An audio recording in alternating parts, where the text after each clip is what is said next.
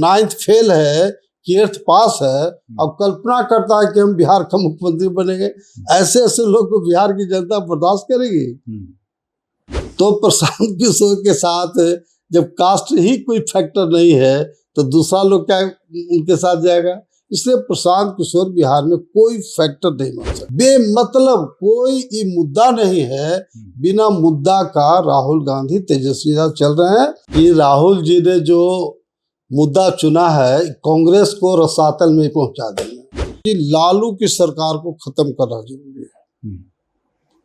और मैंने कहा कि उसके लिए मैं एलजेपी में मुझे जाना पड़ेगा। कारण जो भी हुआ हो, बीजेपी का कुशवाहा को एक सीट नहीं मिला, लेकिन उपेंद्र कुशवाहा में जो सबसे बड़ा डिमेरिट्स रहा है कि कभी भी आम जनता के बीच कभी पैरवी करते ही नहीं है।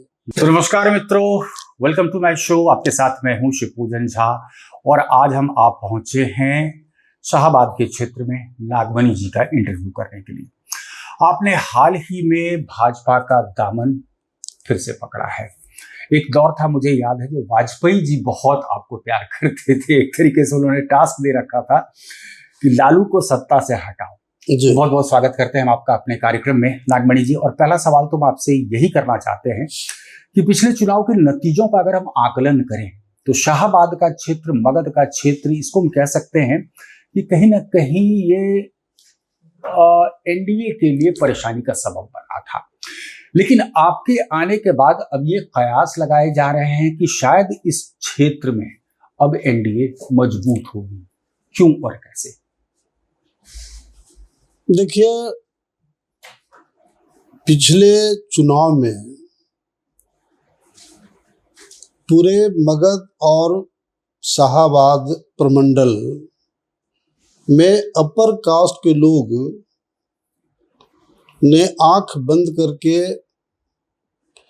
एलजेपी चिराग पासवान जी के पार्टी को वोट दिया। और हम लोग का भी जो वोट था, कुशवाहा वोट, उसमें भी काफी डिवीजन हुआ था। यही कारण है कि मैक्सिमम सीट आरजेडी महागठबंधन जीता था। लेकिन इस चुनाव में काफी बदलाव आया है, जहां एलजेपी हम लोग के साथ है। और यादव के बाद जो मेजर कम्युनिटी हमारा कुशवाहा समाज है, वह बिल्कुल इंटैक्ट रहेगा, क्योंकि पूरा बिहार का बच्चा बच्चा जानता है कि बिहार में 3 नेता, सम्राट चौधरी, उपेंद्र कुशवाहा और नागमणि, जब पहले ऑलरेडी सम्राट चौधरी जी, उपेंद्र कुशवाहा जी एनडीए में हैं और मैं भी बीजेपी में आ गया, एनडीए में आ गया, तो 100% कुशवाहा का वोट एनडीए को जाएगा और विपक्ष को एक वोट के लिए तरसना पड़ेगा। आपको याद होगा 2024 के जो नतीजे आए थे, उसमें आपने जो 2 बाकी नेताओं का जिक्र किया, ये बहुत कारगर साबित नहीं हो पाए थे। और इसी वजह से परफॉर्मेंस जो पहले लोकसभा चुनाव का था, वो भाजपा का इस बार परफॉर्मेंस नहीं हो पाया था, एनडीए का परफॉर्मेंस नहीं हो पाया था। मैं लोकसभा चुनाव के नतीजों की बात कर रहा हूँ। अब एक फैक्टर और ऐड होते हैं, एक और कुशवाहा के नेता ऐड होते हैं। आपको लग रहा है इससे फर्क पड़ेगा पूरी तरह से?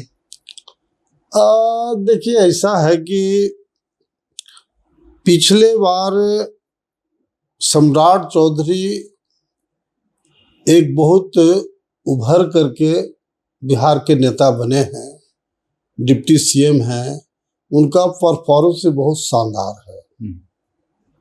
और आम लोग को एक बहुत आशा और उम्मीद है सम्राट चौधरी जी से। लेकिन पिछले लोकसभा के चुनाव में कारण जो भी हुआ हो, बीजेपी का कुशवाहा को एक सीट नहीं मिला। उसके वजह से सम्राट चौधरी का जो असर पड़ना चाहिए था पूरे बिहार में, वो असर नहीं पड़ा। और मैं भी बीजेपी के आला कमान को मैं बताया हूं कि जो यादव मेजर कम्युनिटी है जो लालू जी के साथ है, और उसको जवाब देने वाला अगर सेकंड कोई है तो कुशवाहा समाज। मैं इसलिए भी ये सवाल आपसे कर रहा हूं क्योंकि देखिए, दो कुशवाहा के बड़े नेताओं का आपने जिक्र किया, दूसरे भी तो कहीं ना कहीं टाइम फेस साबित हुए थे, वो भी तब जब पवन सिंह आ गए फ्रेम में। मैं उपेंद्र कुशवाहा का जिक्र कर रहा हूं। नहीं, देखिए, अब उस पर हमारा ज्यादा कुछ कमेंट्स नहीं है, लेकिन उपेंद्र कुशवाहा में जो सबसे बड़ा डिमेरिट्स रहा है कि कभी भी आम जनता के बीच कभी पैरवी करते ही नहीं है।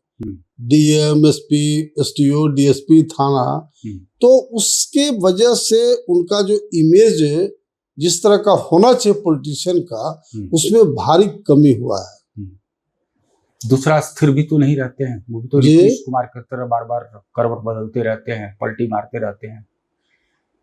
अब अच्छे खासे वो केंद्र में मंत्री थे, उसका कहां से पंचमेवा की उनको याद आ नहीं। देखिए, जहां तक पलटी मारने का सवाल है, हिंदुस्तान में सबसे ज्यादा पार्टी मैंने बदला 14 लेकिन बहुत सारा लोगों को गलतफहमी है।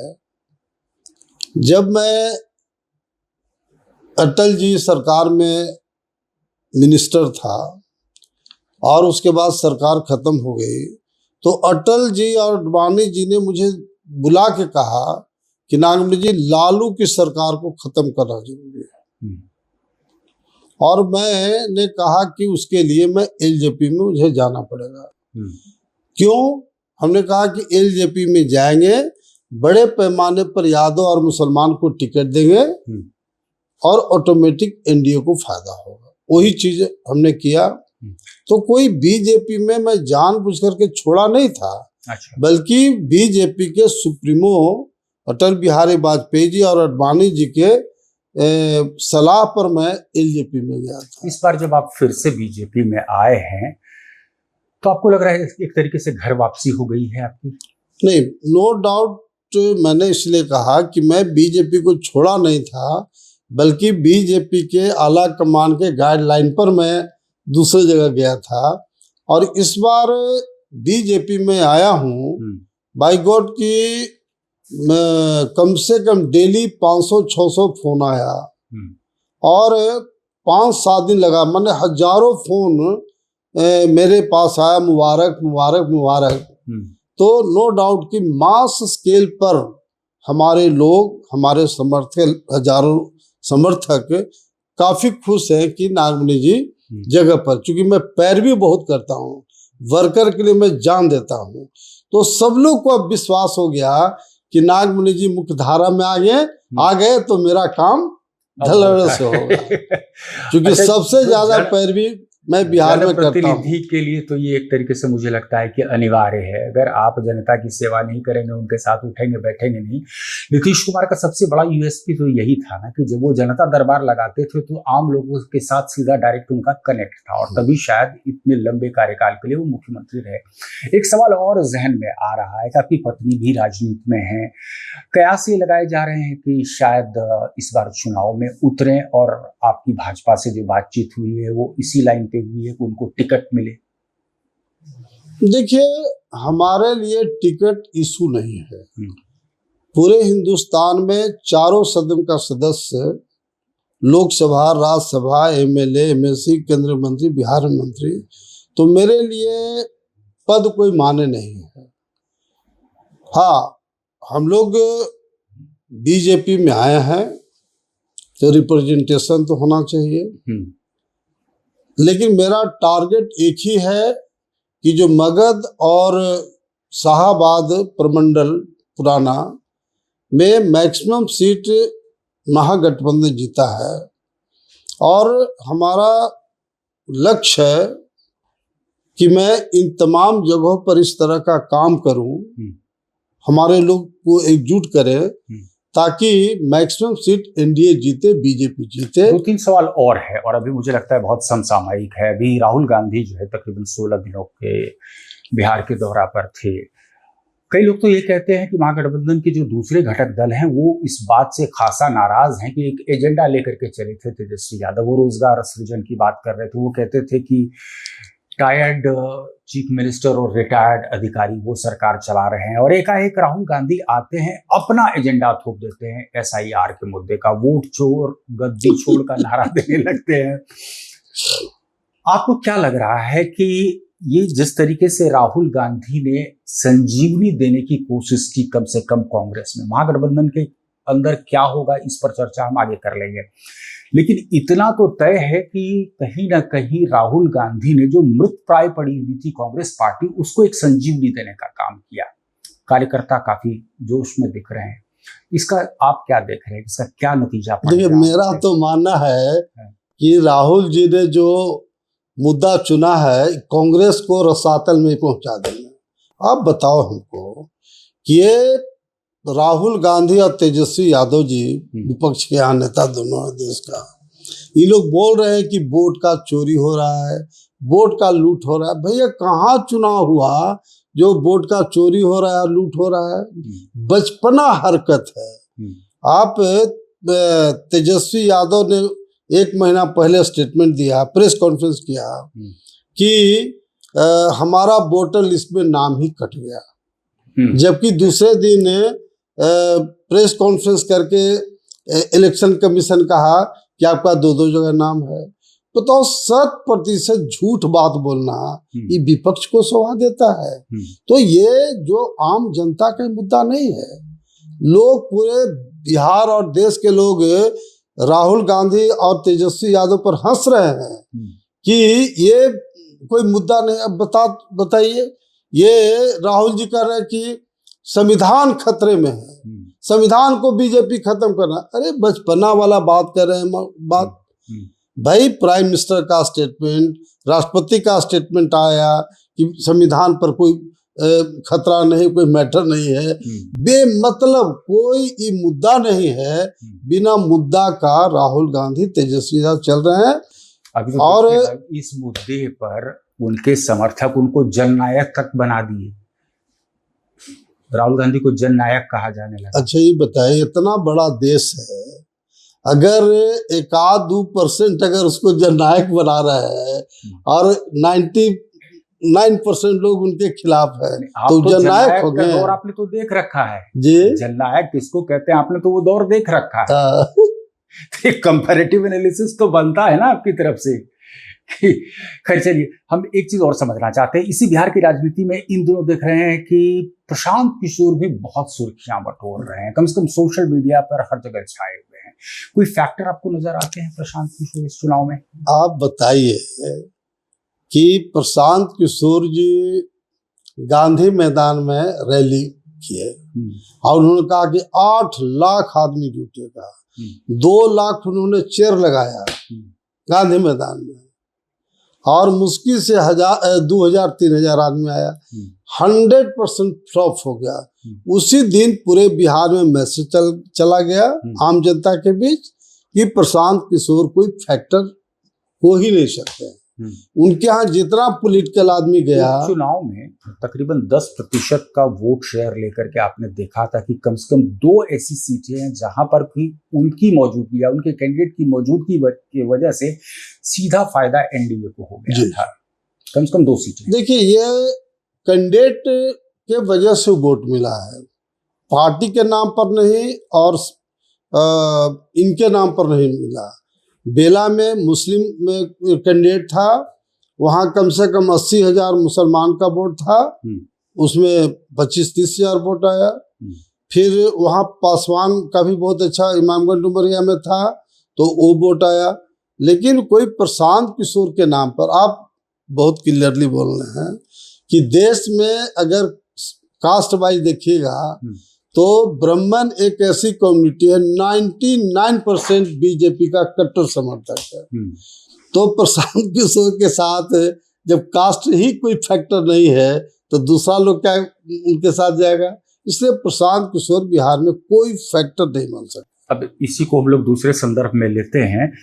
आपने कहा कि कैंडिडेट सिलेक्शन, प्रशांत किशोर ने पहले ही कहा था कि कैंडिडेट अनाउंस कर देंगे, अभी इंतजार कर रहे हैं।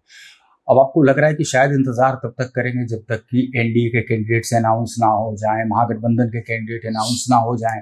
अब इन दोनों ही खेमे के कैंडिडेट जब अनाउंस हो जाते हैं तो ऐसे तो लोग तो होंगे जिनका कि टिकट कटेगा, वो फिर जनसुराज ज्वाइन कर लेते हैं और उनको टिकट मिलता है। तो ऐसी स्थिति अगर उत्पन्न होती है, जो डिसग्रंटल्ड हैं, नाखुश लोग हैं, टिकट नहीं मिला है उनको, तो ये अगर वोट काटेंगे तो किस खेमे का ज्यादा काटेंगे?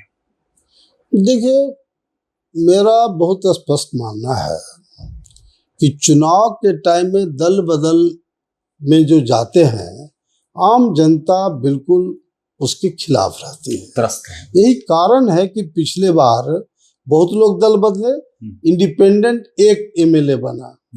तो बिहार की जनता बहुत ही पॉलिटिकली कॉन्शियस है, समझदार है, और